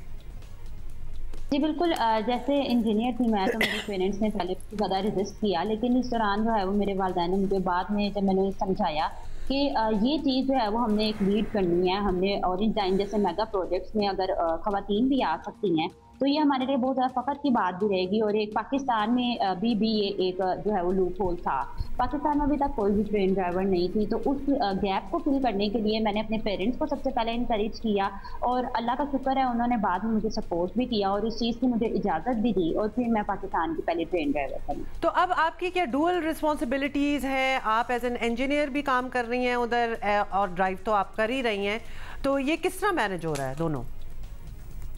जी ऑरेंज लाइन को मैं ड्राइव भी करती हूँ, उसके अलावा हमारे पास जो है वो काफ़ी लड़कियों ने हमें ज्वाइन भी किया है, तो उनकी ट्रेनिंग वगैरह को भी देखती हूँ। तो इस चीज़ का इस तरह से शेड्यूल कुछ मैनेज किया गया है कि कुछ जो स्पेसिफिकली डेज में मैं ड्राइव करती हूँ और कुछ स्पेसिफिक डेज में मैं एज ए इंजीनियर जो है वो काम कर। Nida, how was the training process? मतलब वो फीलिंग हम आपसे जानना चाहते हैं जब आप पहली दफ़ा इंजन में बैठी और आप ज़ाहिर है मुसाफिरों की जिम्मेदारी होती है, उनकी जान की हिफाजत की भी जिम्मेदारी होती है, पूरा इंफ्रास्ट्रक्चर है। सो कितने अरसे की आपकी ट्रेनिंग थी, उसमें क्या कोई मुश्किल आई आपको या यू सेल थ्रू इट? ज़रा एक्सपीरियंस शेयर करें अपना। जी बिल्कुल, ये ट्रेनिंग जो है वो 6 मंथ्स की थी और इस ट्रेनिंग में क्योंकि एक विजन भी था, एक प्रोजेक्ट भी था, हम चाहते थे कि ट्रांसपोर्टेशन सेक्टर में मज़ीद ख़वातीन हमें ज्वाइन करें, तो एक लीडिंग माइंडसेट के साथ तैयारी करवाई गई। नाइट टाइम भी ड्रिल्स होती थी, तो वो एक बड़ा ज़्यादा जो है वो स्मूथ प्रोसेस रहा। चाइनीज़ मैनेजमेंट ने, पाकिस्तानी जो मेरे कोलीग्स हैं उन्होंने मुझे बहुत वेल गाइड किया हुआ था, हर चीज़ के एक एक टेक्निकल एस्पेक्ट्स को बताया था। और जब मैं पहले दिन जब ट्रेन लेकर गई और तब मुझे खुद पर भी एतमाद था, लेकिन इसके साथ साथ मैं ये देख रही थी कि कहीं ना कहीं मुझे इस तरह का कुछ जो है वो करना है कि जिस मैनेजमेंट ने, जैसे हमारी पीएम है पंजाब मैस ट्रांसपोर्ट अथॉरिटी, उन्होंने हमें इतने अप्रूवल्स दिए हुए थे, उन सबका एतमाद भी मेरे साथ था। तो वो फीलिंग भी बहुत ज़्यादा एक खुशगवार भी थी और उसमें जो है वो एक रिस्पॉन्सिबिलिटी बहुत ज़्यादा थी। बिल्कुल आपने ठीक कहा कि रिस्पॉन्सिबल जॉब है और जब हमारे साथ मुसाफिर होते हैं तो उनकी जानों की हिफाजत और ट्रेन ड्राइविंग में स्पेशली ऑरेंज ट्रेन की हम अगर बात करते हैं तो एक बहुत एडवांस सिस्टम है। इस तरह के एडवांस इंजीनियरिंग सिस्टम को समझने के लिए भी इतनी ट्रेनिंग दरकार थी और अल्लाह का शुक्र है मैंने इसे सक्सेसफुली अचीव किया। ज़बरदस्त। निदा, अच्छा वैसे to apply for a job as a train driver क्या रिक्वायरमेंट्स होती है? माशाल्लाह आप तो ओवर क्वालिफाइड ही लग रही हैं क्योंकि आप तो हैं इंजीनियर और यकीनन टेक्निकल बात है ट्रेन को भी ड्राइव करना, it's not I am sure like a car और एनीथिंग, लेकिन जब ओपनिंग्स होती हैं ड्राइवर्स के लिए तो क्या रिक्वायरमेंट है? और हम जानना इसलिए चाहते हैं बिकॉज और भी बड़ी लड़कियां होंगी जो आपको देख के बड़ी इंस्पायर होंगी, हु वुड वांट, जिनकी बेसिक एजुकेशन तो परहैप्स होगी, और क्या क्या ज़रूरत है कि वो अप्लाई कर सकें? जी, सो बेसिक एजुकेशन के लिए टेक्नोलॉजी और इंजीनियरिंग से रिलेटेड एजुकेशन होना बहुत ज़्यादा ज़रूरी है। अगर तो इंजीनियरिंग की फील्ड से वो आती हैं तो उनके लिए थोड़ा सफ़र ही आसान हो जाता है, क्योंकि हम बहुत सारे टर्म्स पहले ही पढ़ के आए हुए होते हैं। लेकिन अगर इंजीनियरिंग नहीं है तो टेक्नोलॉजी, आईटी, इस तरह के शोबों से ख़वातीन जो है वो इस तरह हमें ज्वाइन कर सकती हैं, और अगर इससे कम तलीम है तो फिर तो मुश्किल हो जाएगा। अच्छा बताइएगा निदा, रिवायती ट्रेन से कितनी मुख्तलिफ होती है ये जो ऑरेंज लाइन ट्रेन है? क्योंकि ये तो बड़ी स्टेट ऑफ द आर्ट देख के ही लगता है कि ये काफ़ी मॉडर्न सिस्टम है। और उस आपके ट्रेन ड्राइवर बनने के बाद क्या कोई बाकायदा प्रोग्राम है जिसमें लड़कियों को इंडक्ट किया जा रहा है, उन्हें ट्रेनिंग दी जा रही है? जी, ये टोटली डिफरेंट है। ट्रेडिशनल जो ट्रेन्स हैं, और नॉर्मल अगर हम कार ड्राइविंग मैं खुद भी करती हूँ और मज़ीद जो हम लड़कियों को देखते हैं तो टोटली डिफरेंट है, क्योंकि यहाँ पर जो ट्रैक हैं उनके प्रोटोकॉल्स को देखना पड़ता है। और दूसरी बात, सबसे अहम बात जो है वो ये इलेक्ट्रिकल ट्रेन है, तो इलेक्ट्रिसिटी के जो प्रोटोकॉल्स हैं उसकी सेफ्टी SOPs बनी हुई हैं प्रॉपर, ऑरेंज लाइन की भी। उसके अलावा हमारे चाइनीज़ जो है वो टीचर्स जो हैं, हमारे चाइनीज़ इंजीनियर्स जो हैं, जो ऑरेंज लाइन में आते हैं, वो भी हमें SOPs अपनी डिफरेंट शेयर करते हैं। वहाँ के जो एडवांस सिस्टम में जो SOPs वगैरह यूज हो रही हैं वो यहाँ पर भी उसी तरह से जो है वो ट्रांसलेट होकर इस एडवांस सिस्टम को चला रही है, क्योंकि ऑरेंज लाइन जो है वो एक बहुत ज़्यादा एडवांस भी है। तो इसकी जो है वो ट्रेनिंग का और ट्रेन चलाने का जो ड्यूरेशन भी है वो भी टोटली डिफरेंट है, और जो ट्रेनिंग का सारा प्रोसेस होता है उसमें भी काफ़ी ज़्यादा टेक्निकल टर्म्स है जो साथ साथ सिखाई जा रही होती हैं। अच्छा निदा, एक और चीज़, क्योंकि हम ये सवाल तो जो भी शोबा ऐसा हो जिसमें ख़वातीन नई नई गई हों तो हम ये पूछते हैं, इन्वायरमेंट कैसा आपको मिला है? क्योंकि you are the first woman, मतलब हम नहीं जानते कि और पाकिस्तान में कौन ट्रेन खातून चलाती होगी। ट्रेनिंग भी आपकी वहाँ हुई, काम भी आप वहाँ करती हैं। It's a very male dominated industry अगर देखा जाए, तो आपको वो माहौल कैसा आपने पाया?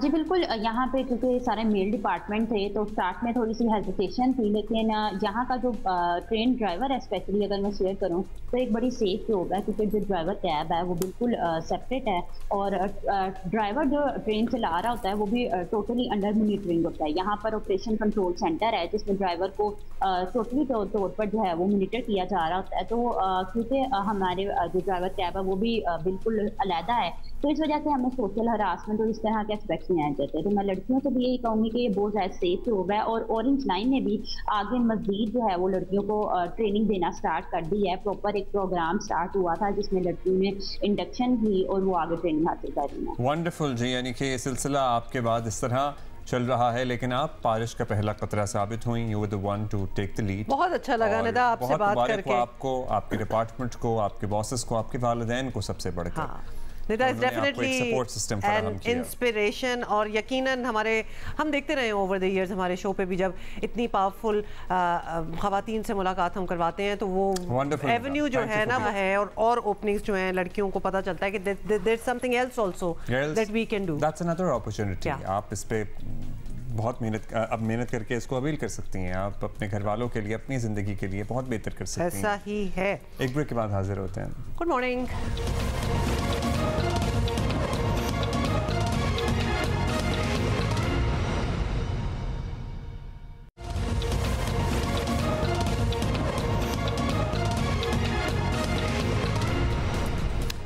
अच्छा जी, कल सुबह हमने शो का आगाज़ इस तरह किया था। कल रूस के मशरकी रीजन में आने वाले 8.8 शिद्दत के ताकतवर ज़लज़ले के बाद बहरुल काहिल में मौजूद एक सुनामी की लहरों का सामना रहा, और Russia, Japan, China, America, Australia समेत दीगर ममालिक ने सुनामी की वार्निंग्स जारी की। जापान ने तो हसास मकामात से 20 लाख लोगों को ऊंचे मकामात का रुख करने का हुक्म भी जारी कर दिया, because they have gone through this in the past as well. खुशकिस्मती से सुनामी से कोई काबिल ज़िक्र नुकसान रिकॉर्ड नहीं किया गया, वरना in the past we have seen it being very bad. कल वैसे आपने विजुअल्स देखे थे, कोई अर्थक्वेक के जो विजुअल्स थे, बहुत हौलनाक थे, मतलब हौलनाक किस्म के विजुअल्स थे, जहाँ ज़मीन भी फट रही है और जिस तरह चीज़ें हिल रही हैं। और ये कोई एक छोटा मोटा अर्थक्वेक भी, खैर वो तो आपकी रूह कांप जाती है फील करके, लेकिन this was massive and it went on for a while as well.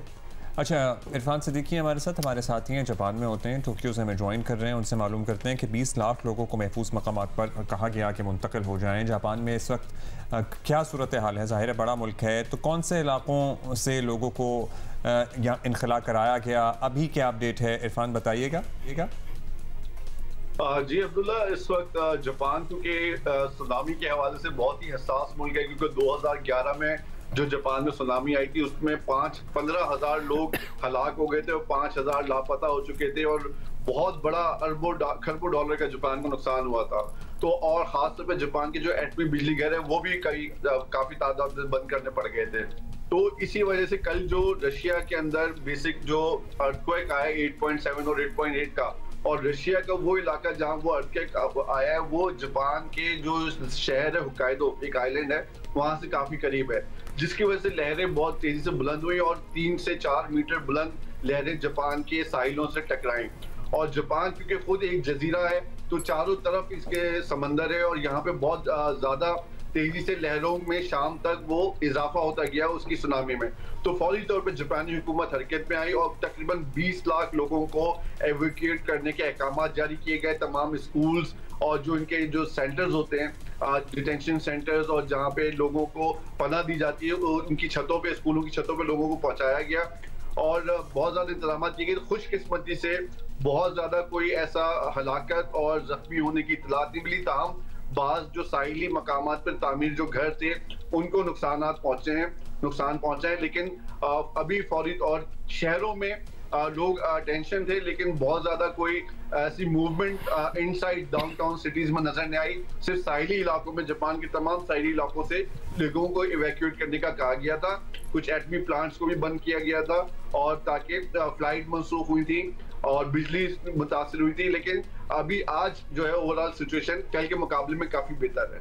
नहीं तो कल के मुकाबले में सिचुएशन है क्या? अब जो लोग वहां से निकले होंगे वो वापस अपने घरों को चले जाएं, जो वार्निंग्स थी वो वापस ले गई होंगी। ऑब्वियसली हाई अलर्ट तो अब नहीं होगा क्योंकि जो होना था वो तो हो भी गया और टल भी गया। जी हुआ ऐसा ही है कि लोग अब वो हाई अलर्ट खत्म हो गया है। जो लोगों को महफूज मकामत पर इवैक्यूएट किया गया था अब वो अपने घरों को वापस जा चुके हैं और आज कोई जो महकमे मौसमियात ने कोई ऐसी वार्निंग जारी नहीं की जिससे कोई खतरा पैदा हो। अच्छा इरफान, एक बात बताएं, क्या यहाँ बड़ा सिस्टमैटिक इनकी तैयारी होती है जापान में? क्योंकि ऑब्वियसली अर्थक्वेक्स भी उस रीजन में आते हैं, सुनामी का भी एक खतरा रहता है, क्योंकि हवाई में जो कल हमने हालत देखी थी वो एक पैनिक सिचुएशन हो गई थी, ग्रिड लॉक हो गई थी, traffic, everybody was trying to run away. तो हम एक कंपैरिजन चाहते हैं कि यहाँ ये मालूम है कि जापानी बड़े सिस्टमैटिक, बड़े डिसिप्लिन्ड लोग हैं। इनका पूरा प्रैक्टिस हुआ होता है। जी हुमा, ऐसा है जपान ने इतनी बड़े पैमाने के ऊपर किसी बड़े ज़लज़ले से निपटने की तैयारी करके रखी हुई है कि उन्होंने एक अपना दारुल हुकूमत जो है वो एक बनाया हुआ है अलग से। जो टोक्यो में अगर कोई जैसे एक्सपेक्टेड था कोई 100 साल के बाद कोई बहुत बड़ा ज़लज़ला आता है तो इन्होंने एक अलग दारुल हुकूमत बनाया हुआ है, एक कमांड एंड कंट्रोल सेंटर बनाया हुआ है, एक प्राइम मिनिस्टर हाउस अलग बनाया हुआ है कि अगर किसी भी सूरत हाल में कोई बड़ा तबाही आती है तो मुल्क के निज़ाम को चलाने के लिए एक पूरा का पूरा सेटअप इन्होंने बनाया हुआ है और वो फौरन रन हो जाता है। अब इन्होंने एक नई टेक्नोलॉजी इजाद की है कि अभी भी जापान में जितने शहरी हैं, कोई सुनामी का खतरा हो या अर्थक्वेक का हो, कि 5 सेकंड पहले सबके टेलीफोन के अंदर एक वाइब्रेशन मैसेज आ जाता है कि आपसे कुछ देर के बाद कोई ज़लज़ला आने वाला है या सुनामी आने वाली है, तो सब लोग मोहतात हो जाएं।